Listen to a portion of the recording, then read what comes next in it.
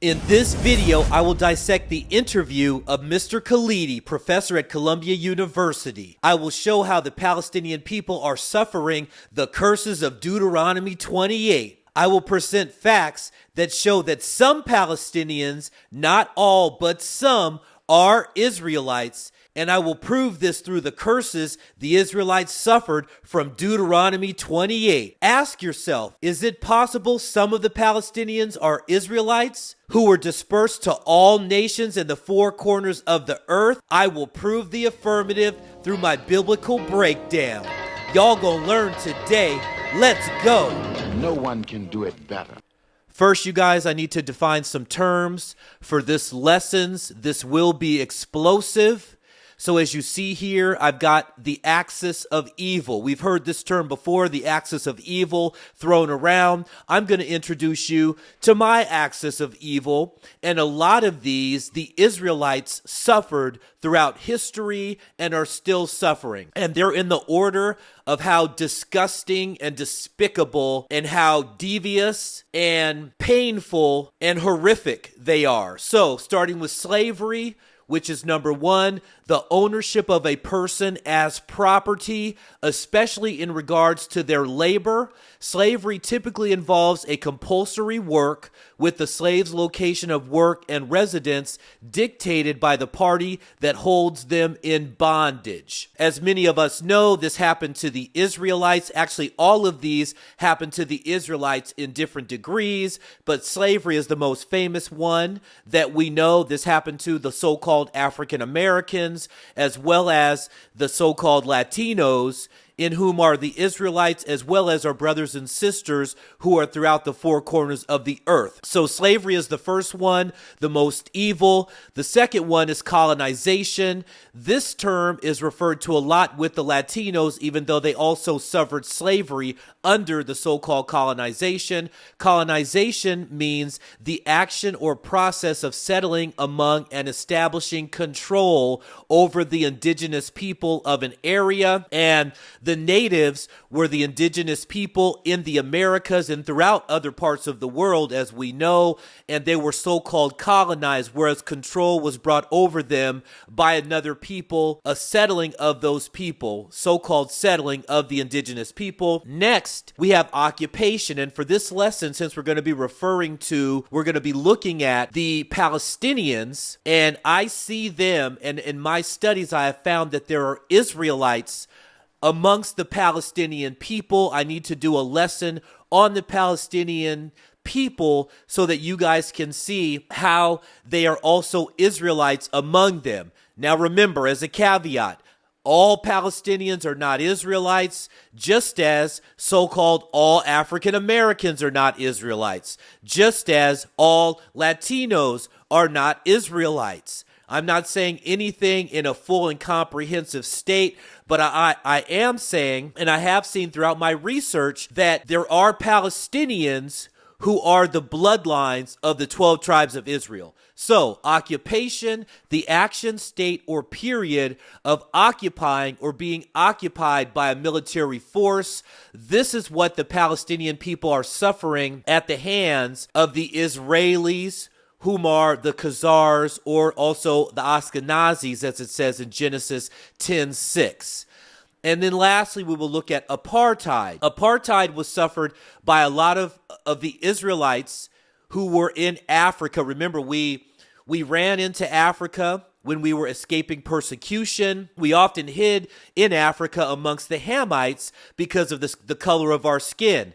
And again, I am not saying that all people in Africa are Israelites, because we know that that is the land of Ham, but I am saying that there are some Israelites who are in Africa today, which is well known now and have been. So apartheid is a policy or system of segregation or discrimination on grounds of race. That's what you saw a lot in Africa, that separation, that segregation. So all of these forms, slavery, colonization, occupation, and apartheid, have been used against the Israelites, the 12 tribes of Israel, throughout times. They are all on the same continuum, line of continuum, in order, going from would be 100, slavery as the worst, colonization as the second, and then occupation and apartheid.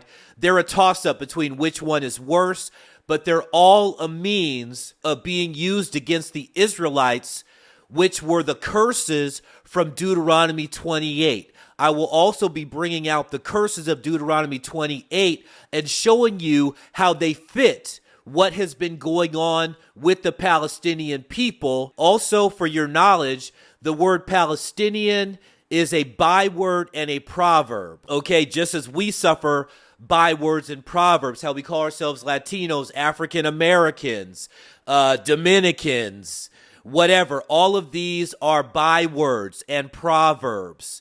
The word Palestinian actually means devoid of Israelites. That term was put on them by the Greeks after the termination and destruction of the Second Temple. That's another video which I'm going to be doing, showing the history of the Palestinian people as being Israelites, some of them.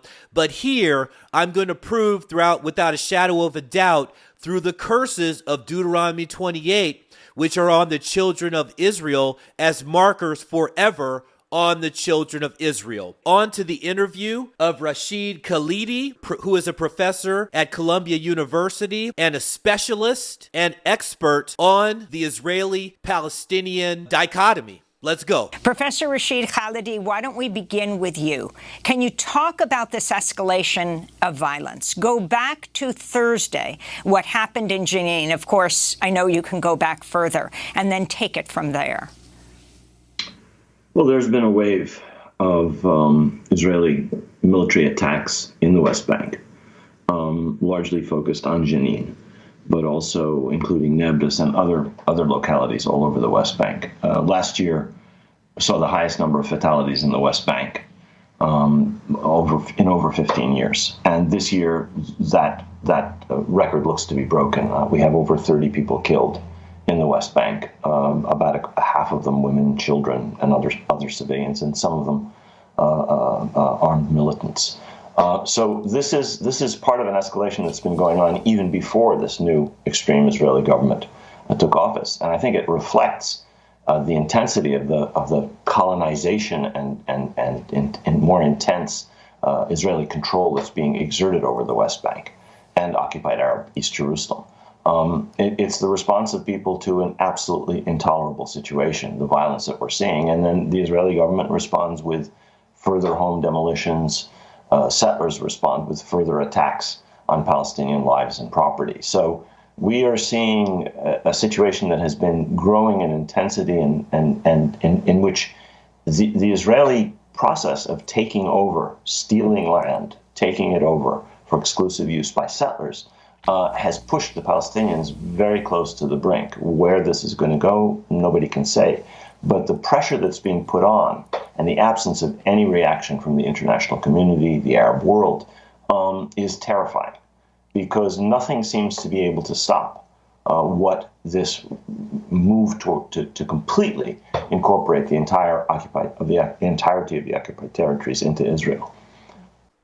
So, as we hear here from Professor Khalidi, the Israeli settlers are illegal settlers. First of all, they are illegal settlers in illegal places that they should not be, based on, I believe it's called the Oslo Accord that was put in place. And what these settlers have been doing is they have been going in gangs, going into these territories and attacking the Palestinian people, like vigilantism is what's been going on. The highest fatalities in 15 years has been suffered in the West Bank by the Palestinian people this last year that passed. So we're just seeing colonization and control in this occupation running rampant.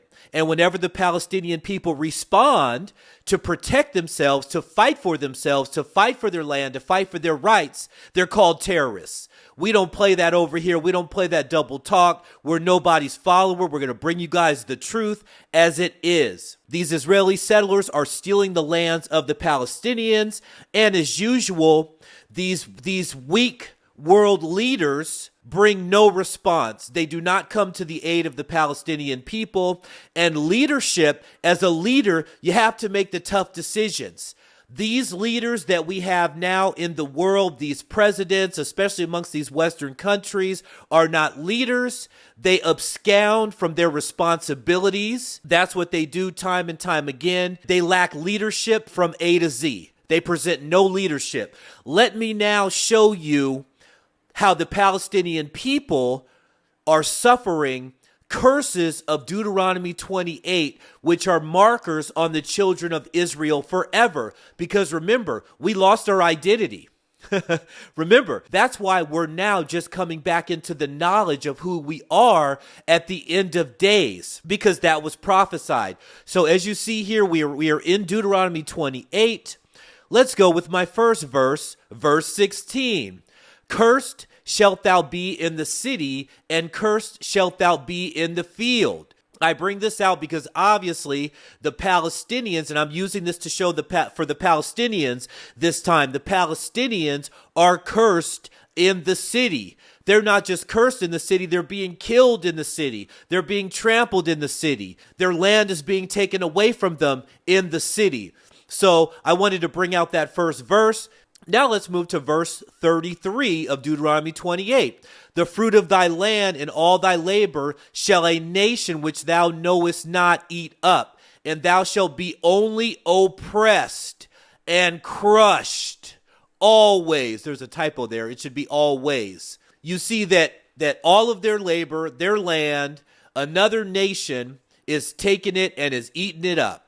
And that is the Khazars that are doing that are taking this land and that are eating it up. That's the so-called Israelis. And the Palestinian people are being oppressed, and clearly being crushed by the Israelis. So I just showed you guys two verses, two curses, and we know that the curses are on the Israelites forever. And I've just shown you how that applies to the Palestinian people, of which some are Israelites. Next clip. And interestingly, the difference between, all of this is terrorizing communities, but when the word terror is used and terrorist. Professor Khalidi. Yeah, I lost the sound there for a minute. I think what you're pointing to is the fact that the much more massive number of Palestinian casualties, most of them civilians, are never recognized as the result of Israeli terror, whether it's settler violence or whether it's the actions of the Israeli military or the border guards of the police. We are talking about a 3-to-1, 4-to-1, 5-to-1 ratio of civilian deaths.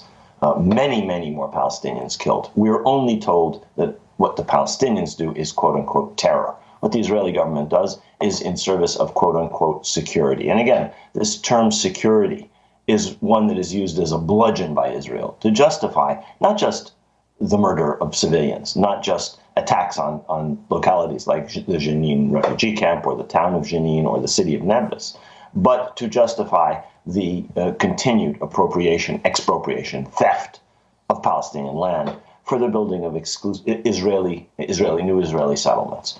All of this is justified in terms of security. What it is colonization. Israel is systematically colonizing occupied Arab East Jerusalem and the rest of the occupied West Bank. And in so doing, it is employing terror wielded by Israeli settlers, armed Israeli thugs, and by the Israeli military, which invariably protects the settlers. And so we're talking about use of a term as a bludgeon against the Palestinians in support of this colonization process, one which the United States constantly repeats. We had President Biden talking about the attack on the worshippers outside the synagogue as an attack on civilization. This is the language of colonizers throughout history, in Ireland, in Kenya, in India, in Egypt. Anything that's done by the occupied, by the colonized to resist is terrorism.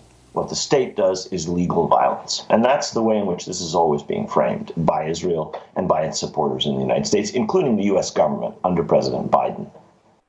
So Professor Khalidi here lets it go. He speaks about when the word terror and terrorism is used, it's being used by the colonizers as a defense. And the other thing is that the Palestinian deaths are never, ever recognized. They never even talk about it. When you look at the news, they never talk about the Palestinians' death. They only talk about the so-called Israelis' death. And the deaths are 5-1 in terms of Palestinian deaths to deaths in terms of the Israelis. And what Israel does is uses the term terrorism and terror as a way for security. Israel says that they need to do things for their security is used for cover to attack and to justify the theft of the Palestinian land, to build these illegal settlements, which is just more continued colonization, the action or process of settling among and establishing control over the indigenous people of an area. And they do this colonization through the act of terror. And so now they're using the settlers and the military to bring about this terror to colonize and to take their land and to further make the Palestinian suffer curses. President Biden, yes, I come after presidents as well, says that the Palestinian response is an attack on civilization. This is language of the colonizers. This is the language that the colonizers use anytime the occupied and the terrorized present any type of resistance to protect themselves. This is the code language that they use. It's very savvy, but this is the code language that they use. It's an attack on civilization. And this is the way that under this cover, and I may say under the cover of this language, which brings about a darkness over the eyes of the public, this is how the state does legal violence against the people and against the remnants of Israel. Now let's move back into Deuteronomy 28 so we can witness some of these curses that the Palestinian people are suffering. Deuteronomy 28 verse 25. And Yahweh shall cause thee to be smitten before thine enemies. Thou shalt go out one way against them, and flee 7 ways before them, and shall be removed into all kingdoms of the earth. That's why we are in all kingdoms of the earth, because we have been scattered because of the curses that were brought upon us, because we broke the covenant that we had with the Father. We broke it. That's why we're suffering these curses, and that's why we're seeing the Palestinians smitten before thine enemies. That's why they're being killed like this. So they can run, they can flee, there will be nowhere to hide. The curses are going to find you until the Father comes back and saves us and puts us in our position of eternal rulership. All praises. Next verse, verse 36. And Yahweh shall bring thee and thy king which thou shalt set over thee unto a nation which neither thou nor thy fathers have known, and there shalt thou serve other gods, wood and stone. So the Father brought these Khazars to rule over them and to be their king over them. And this is a nation which neither they nor their fathers knew. Because remember, these people were brought in 1948 under the Balfour Agreement. That's what created the state of Israel, and the Palestinian people had been there the whole time. They brought those people in to rule over them. And then here, as another nugget, and there thou shalt serve other gods, wood and stone. The enlightened know that the wood is the cross, and here, you guys, is the stone of Islam, the stone the Islamic people literally worship. This is the stone, because remember, if you remember back in history, the Israelites were also Moors, were also called Moors, because they changed the names of us over and over. And as Moors, remember, we were under the flag and under the religion of Islam, just like the so-called African Americans are under the flag of Christianity, which is a pagan religion. It has parts of the truth in it, but it also has tons of paganism in it, and all religions are man-made. We are a covenant people under a covenant in which the Father has with the Israelites, in whom are his people and in whom are his portion. So that, and as well as the Latinos and the natives have been dominated by Catholicism. Your friendly neighborhood abominable church is the one that put the chains of Catholicism on the 10 tribes, which are the northern kingdom, which would be called the kingdom of Israel, because there were two kingdoms, the kingdom of Judah and the kingdom of Israel. When the kingdom split into two, the natives were dominated under that. And then a lot of our brothers through the Indian Ocean, or the Arabic slave trade, which preceded the Atlantic slave trade, that slave trade, which went on for about 2,500 years, is why those of us which have been spread to the four corners are also under the bondage of this religion called Islam, paying homage and serving this rock. Keep it pushing. Can you talk about the significance of this trip?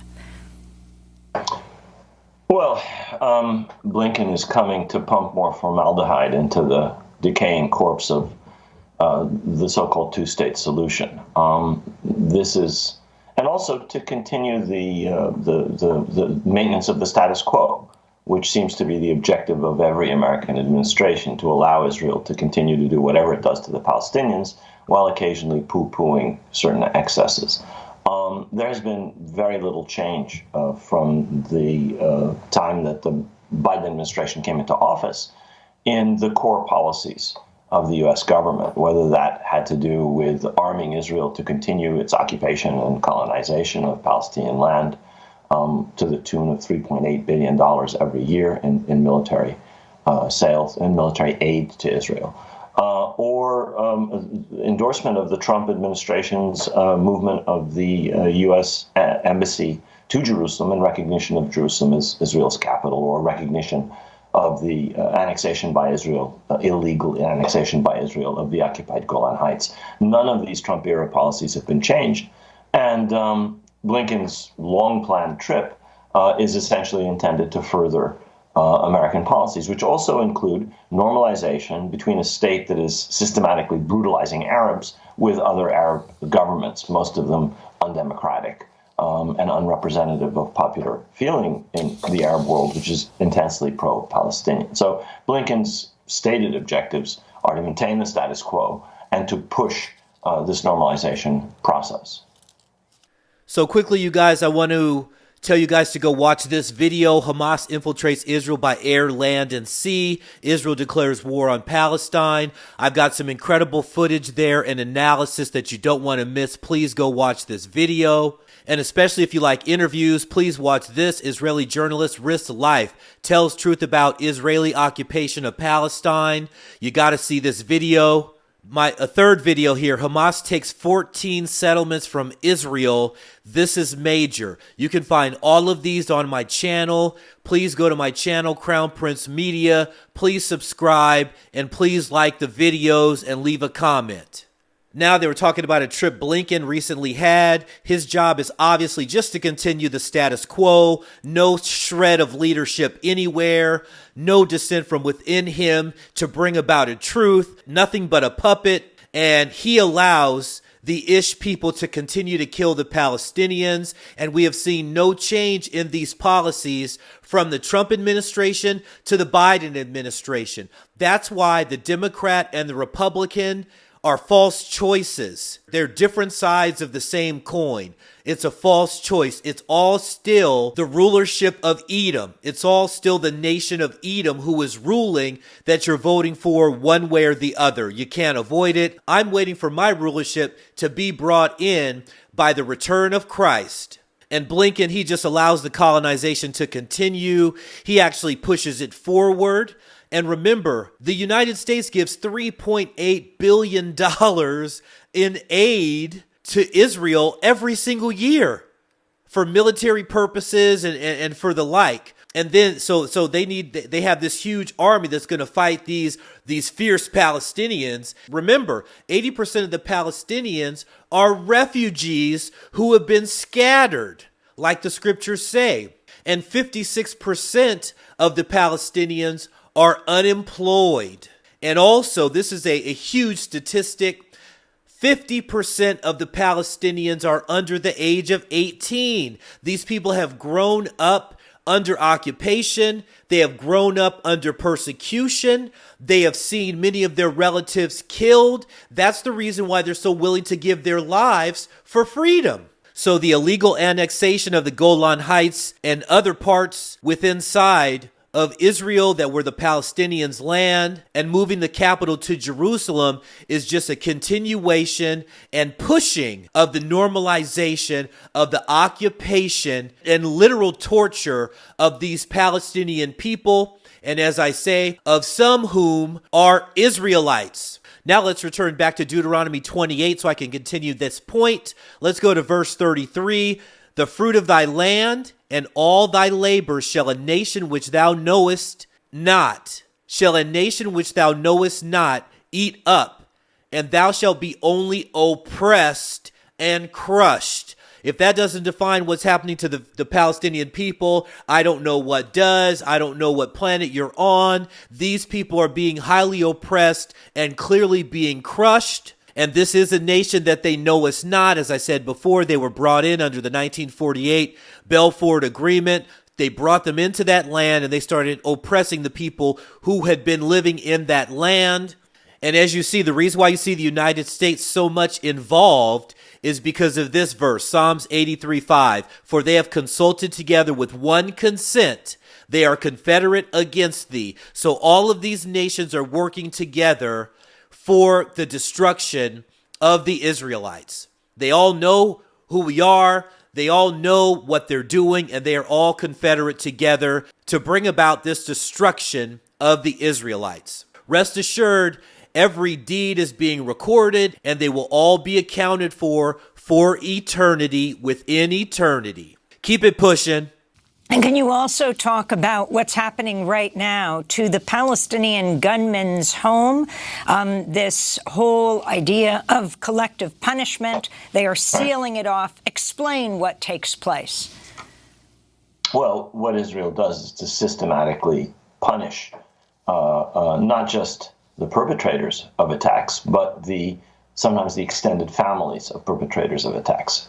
This kind of collective punishment is part of a process of trying to crush the spirit of Palestinian society. You don't just put the perpetrator of an attack in jail, you interrogate and brutalize and torture members of the family, and then you just seal off and ultimately destroy their home. This is part of a policy of demolition of Palestinian homes that takes place all over occupied Arab East Jerusalem, that takes place all over the occupied West Bank, and in particular in the 60% of the West Bank that forms the so-called Area C under the Oslo Accords. There, Israel systematically destroys homes that are built without permits which are absolutely unattainable. My brother had the foundations of a house destroyed near Jericho in Area C simply because they didn't have a permit. You can't get permits, so it's a catch-22 situation. It's intended to ultimately humiliate and punish Palestinian society. And the demolition of the homes of perpetrators of attacks is just the peak of a process of systematic demolition of homes. So Professor Khalid here talks about collective punishment. That's exactly what's being carried out against the Palestinians, because some of them have been fighting for freedom and doing whatever it takes to try to get free from what they're dealing with. They collectively punish the entire population of these people. That is wrong, and I believe that's also illegal. They do it, though, as well to crush the spirits of the Palestinian people, and I consider this a torturous event. They destroy the homes without permits, but you guys, like you said, it's impossible for the Palestinians to get permits. So this is just terrible as it is. They have nowhere to go. Back to the scriptures, Deuteronomy 28, verse 37. And thou shalt become an astonishment, a proverb, and a byword among all nations where Yahweh shall lead thee. Because remember, we were led to the four corners of the earth. And I'm speaking about some of the Palestinians who are Israelites, that they were led to all parts of the earth in other nations, and they have become an astonishment. These Palestinians are clearly in astonishment. The whole world looks on in awe. The destruction of these people is allowed to happen as well. So it's just immense. They are a proverb and a byword and an astonishment among all the nations where the Father had sent them. Moving forward to verses 49 and 50. Get a load of these. See if you see curses here upon the Palestinian people. Yahweh shall bring a nation against thee from far, from the end of the earth, as swift as the eagle flieth, a nation whose tongue thou shalt not understand, a nation of fierce countenance, which shall not regard the person of the old, nor show favor to the young. So I've already said how he brought this nation against them, how they were transplanted there into that land from the other ends of the earth. And you see here, swift as an eagle, because the eagle is what these Western countries use a lot in their flags, and they use it as their standard bearer of like freedom and whatnot. And then a nation whose tongue thou shalt not understand, because they speak that modern Hebrew. And the modern Hebrew is a mix of Yiddish and a mix of some Hebrew, all mixed up together for more confusion of the nations. Let's rock. You had a piece recently in the New York Times, Rashid, headlined, "Will the U.S. Embassy in Jerusalem be built on confiscated Palestinian land?" Explain. The United States has submitted plans for the building of an embassy on a plot called the Allenby Barracks. This was land that was originally a British military facility rented from Palestinian landowners and from Palestinian pious foundations, Al-Aqsa. But the owners of this property, back when this plan was originally floated in the 1990s, put together research that showed the Palestinian ownership of this land, sent it to the U.S. administration, which at the time Secretary of State Madeleine Albright and her staff acknowledged that this was the case, and the plan was shelved. The Trump administration reactivated this plan, and the Biden administration has gone forward with it. Today, the District Planning Commission is looking into the objections, including those filed by lawyers for the families against this, on the grounds that this is Palestinian-owned property. This is something that has been put to the State Department. Secretary of State Blinken and the U.S. Ambassador to Israel, Thomas Nides, were sent letters by lawyers for these families. They include my family and many, many other Jerusalem families, including many people who are U.S. citizens, telling the U.S. government that it is about to build or planning to build on property owned by Palestinians, illegally confiscated by Israel, including the property of U.S. citizens. We have yet to the families and the lawyers for these families have yet to get a response from the State Department. Well, let me play the response of State Department spokesperson Ned Price, who was asked about whether he'd read your New York Times op-ed. I did see it, and I appreciate the opportunity to comment on it, primarily because there has been some misinformation or some misimpressions about our plans. To be very clear, we have not decided on which site to pursue. A number of factors, including the history of the various sites that are in contention, will be part of that very site selection process. We are committed, as you know, Saeed, to keeping the U.S. Embassy in Jerusalem. The United States recognizes Jerusalem as Israel's capital. We're currently considering two options for our future embassy facility in Jerusalem. One is the Allenby site, and the second is the Arnona site. But again, no decision has been made on site selection. In accordance with Israeli law, we started the process to amend the town plan for both potential locations. The public comment period for the Allenby site remains open. We also expect to advance the plan for the Arnona site shortly, with a separate comments period to open soon. The reason there is a comments period is so that we can garner a fuller sense of public reaction, public response to sites that may be in contention. State Department spokesperson Ned Price. Professor KHALIDI, your response. State Department received full information on the Allenby site in 1998, 25 years ago. And while they may well be studying what to do, they know perfectly well that if they go ahead with the Allenby site, they will be building on the land that belongs to a number of Palestinians, including many American citizens. There are two sites, it's correct, but the plan submitted by the U.S. government to the District Planning Commission, the comment period ends today, actually, includes plans for an embassy on the Allenby site. It includes plans for other buildings on the so-called Arnona site. So we will see. So they're looking to build this U.S. embassy on confiscated Palestinian land. It was a military installation that was being rented by the British from the Palestinians in the 1990s because they owned it. So in Trump's time, he just went ahead and restarted the plan of moving the U.S. embassy. There's been objections, obviously, from the family and from the family's lawyers for this because it's Palestinian land. So they're trying all means that they can, legal means, going to the courts to try to get a resolution, but to no avail. The U.S. still is about to build this on the Palestinian land, which was illegally confiscated. And then you get Ned Price's response from the State Department saying that they haven't decided yet.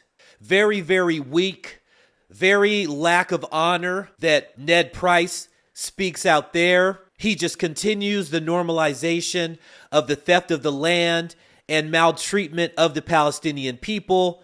And he's going to go on and recognize Jerusalem as the capital of Israel. And the State Department knew that this was Palestinian land since 1998, which is 25 years. I don't know what they haven't decided yet. It doesn't take 25 years to figure out that this is Palestinian land if I'm able to do it in one video. They know it's Palestinian land. Let me go to a verse back in Deuteronomy 28. Let's go to verse 52 this time. Let's see if we see any more curses upon the Palestinian people. And he shall besiege thee in all thy gates until thy high and fenced walls come down, wherein thou trusted throughout all thy land. And he shall besiege thee in all thy gates throughout all thy land, which Yahweh thy God hath given thee. Clearly, the Palestinian people are being besieged. Their gates have been besieged. The walls have come down. Their land is besieged. I mean, you guys are seeing it. There's nothing more for me to say. Let's keep this thing moving. And more broadly, that this move of the embassy to Jerusalem and this recognition of Jerusalem as Israel's capital only, in effect, is yet another a nail in the coffin of the so-called two-state solution. Israel's annexation of occupied Arab East Jerusalem, illegal under international law, and in fact, which the United States opposed at the time, is one of the major problems between Palestinians and Israelis. Once again, the United States puts its big thumb on the scales in favor of the colonizer, as against the victim, the Palestinians, in moving its embassy to Jerusalem. That's the larger question, as well as the question of why is the United States government recognizing illegal Israeli expropriations of private property of U.S. citizens. Where the private property of U.S. citizens is concerned elsewhere, the U.S. government is normally vigilant in protecting that. This doesn't seem to be the case where Palestinian Americans are concerned. Obviously, the bigger issue is Jerusalem and moving the embassy and recognition of Jerusalem as Israel's capital. So clearly this is illegal. Not only is this Palestinian land, but it's also some of United States citizens' land as well that may be dual citizens. And the U.S. is in favor of the colonizer because they themselves are the colonizer. Last verse, Zechariah 11:5, whose possessors slay them and hold themselves not guilty. And they that sell them say, Blessed be Yah, for I am rich, and their own shepherds pity them not. So as you see here, the possessors slay them, and they hold themselves not guilty. That's why these governments can do no wrong. It doesn't matter what we're seeing with our own eyes. They're telling you not to believe what you're seeing. They simply hold themselves not guilty. So remember, go watch these videos. Hamas infiltrates Israel by air, land, and sea. Israel declares war on Palestine. Also, this is an incredible interview. Israeli journalist risks life, tells the truth about Israel occupation of Palestine. Make sure you check that video. And here, I give an analysis of how Hamas takes 14 settlements from Israel and how major this is. And the last one is how Lebanon enters the war and fights for the Palestinian people. We now have a regional conflict, and like I said, this has expanded. I expect this to continue to expand. And remember this, you may see Palestinians fleeing into Egypt like we saw our ancestors fleeing into Egypt during the times of the Bible. I want to thank you for watching this video. I hope you were edified. Please like the video. Please leave your comments. I need to hear from you out there. Can you guys see that the Palestinians are suffering the curses of Deuteronomy 28? Do you believe that some Palestinians, not all, but some Palestinians are Israelites as well and come from that bloodline of the 12 tribes of Jacob? And can you see that the Palestinian people, that some of the Palestinian people have suffered the curses of the Israelites being scattered throughout all nations and throughout the four corners of the earth? This is Crown Prince Media. I am the Crown Prince. Let's go. No one can do it better.